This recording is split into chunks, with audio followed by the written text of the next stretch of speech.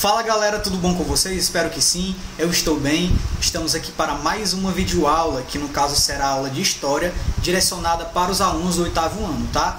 Assim como nas aulas anteriores, eu sugiro que vocês peguem um caderninho de vocês, peguem um livro, que a nossa aula vai ser com base no material didático de vocês, tá? E além disso, a gente vai resolver algumas questões também. Então é isso, bora começar a aula, mas primeiro, roda a vinheta. Anote o número.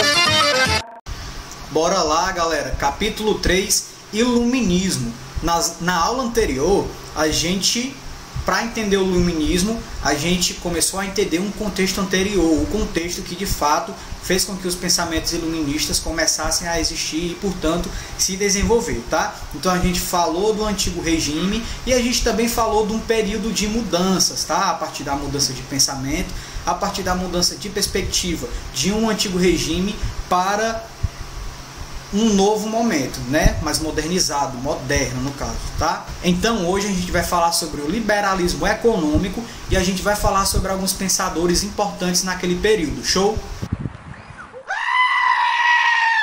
Quando a gente estava discutindo o antigo regime, nós conseguimos perceber o que? Uma das principais características do antigo regime, que no caso era o mercantilismo.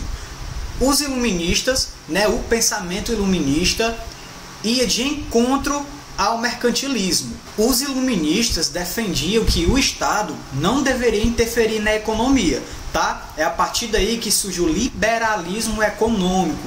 Nesse caso, a economia ela ia regular-se por si só. Os primeiros a reprovar os conceitos mercantilistas foram os fisiocratas. Eles defendiam que toda a riqueza vinha das práticas agrícolas e por isso essas atividades deveriam ser bem pagas. Então, para os fisiocratas, o comércio não passava de troca de riquezas.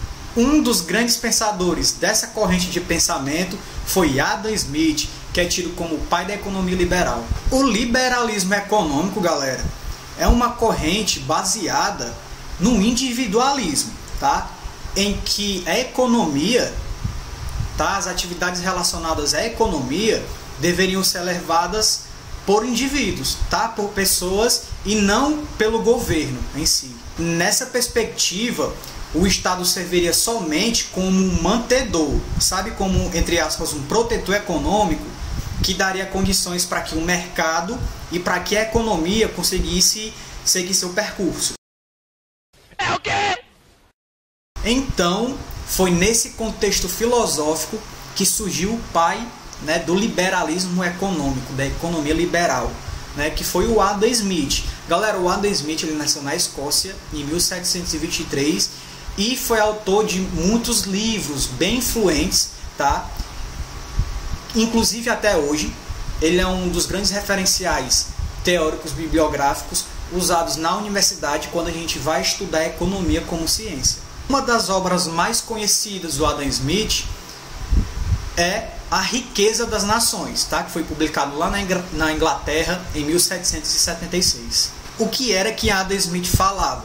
Ele falava que a riqueza provinha da própria vontade do comerciante em vender os seus produtos, tá? Então, a partir disso, ele iria aquecer a economia e, além disso, iria subsidiar desenvolvimento tecnológico para que a sua produção de fato pudesse se desenvolver, né? E a partir disso ele pudesse vender os seus produtos.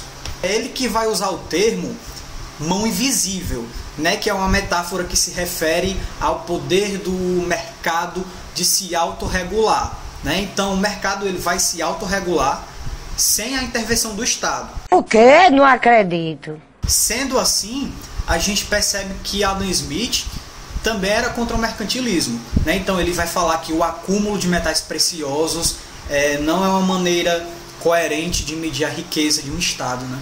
Então bora lá, gente. Eu espero que vocês tenham entendido até aqui. E para praticar, né, para de fato materializar o que a gente aprendeu e fixar, eu peço que vocês abram o livro na página 381, que a gente vai responder essa quinta questão, tá? Então bora lá, vou ler junto com vocês, ó. Explique as ideias dos fisiocratas com relação à economia do período estudado. E aí, galera? Eu vou dar uns segundinhos para que vocês resolvam aí, beleza? Mentira! Então, bora lá, galera. A economia do período estudado. era qual? Se baseava em quê? No mercantilismo, né? Então os fisiocratas foram os primeiros a reprovar esses conceitos mercantilistas, né? Então o que era que eles falavam? Em que eles acreditavam? Eles falavam que toda a riqueza vinha das atividades agrícolas, tá? Por isso essas atividades deveriam ser bem pagas. Show? Além disso, para eles, o comércio não era mais do que uma troca de riquezas, tá? Então anotem aí o que eu vou falar. Os primeiros a reprovar os conceitos mercantilistas foram os fisiocratas, pois acreditavam que toda a riqueza vinha das práticas agrícolas. Por isso, essas atividades deveriam ser bem pagas. Para eles, o comércio nada mais era do que a troca de riquezas. Então eu espero que vocês tenham anotado. Caso não tenham acompanhado, vocês podem voltar ao vídeo, tá? É mesmo? Então, galera, espero que vocês tenham entendido até aqui. E agora vai ser o momento da gente discutir os principais pensadores do iluminismo, tá? O que a gente sabe é que o iluminismo surgiu com uma grande mudança, né? A gente conseguiu perceber isso. Nesse processo de consolidação, o pensamento iluminista recebeu muitas influências, tá? Quando a gente pensa em pensadores, quando a gente pensa em intelectuais, filósofos, economistas. Então, o iluminismo sofreu sim, de fato, influências desses indivíduos, tá? Que discutiam sobre cultura, que discutiam sobre a sociedade, que discutiam sobre política, economia. E para eles, a maneira como a sociedade caminhava, estava caminhando de uma maneira injusta, tá? Principalmente em relação aos pensamentos políticos, econômicos, em relação à sociedade também. Eram pensamentos de fato equivocados. O primeiro pensador que a gente vai discutir agora é um francês, é filósofo, matemático e foi o autor da célebre frase: penso, logo existo. Muitas pessoas pensam que foi o Sócrates. Então, a gente está falando, galera, de René Descartes, tá? Prestem atenção no que foi que Descartes falou.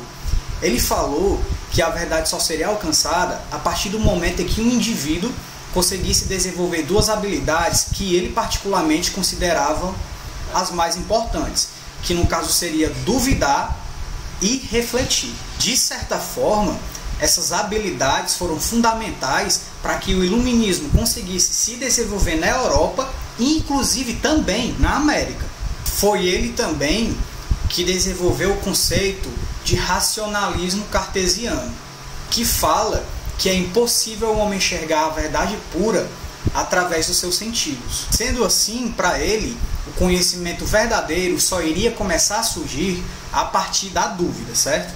Outro pensador muito importante, galera, foi Isaac Newton, tá? A gente está falando aqui final do século XVIII, em que esse indivíduo, né, em que o Isaac Newton formulou alguns pensamentos que tentavam responder a alguns fenômenos da natureza, tá? E com isso ele rompia com algumas perspectivas religiosas que tentavam resolver essas questões naquele período. Inclusive, ele serviu de influência para outros pensadores daquele período, da corrente iluminista, como por exemplo Rousseau, né, que foi influenciado sim também pelos pensamentos de Isaac Newton. Outros pensadores muito importantes para a corrente iluminista foram d'Alembert, tá, e Diderot.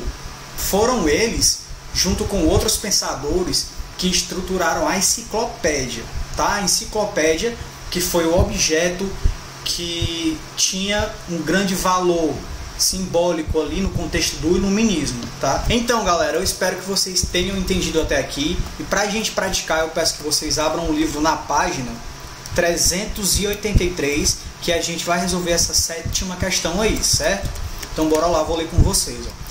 Quais são as habilidades que René Descartes considerava fundamentais para que a sociedade se desenvolvesse positivamente e, com isso, alcançasse a verdade? Qual o nome do pensamento utilizado por ele para expressar sua preocupação quanto ao problema do conhecimento? E aí, galera, vou dar uns segundinhos para que vocês resolvam, certo? A few moments later.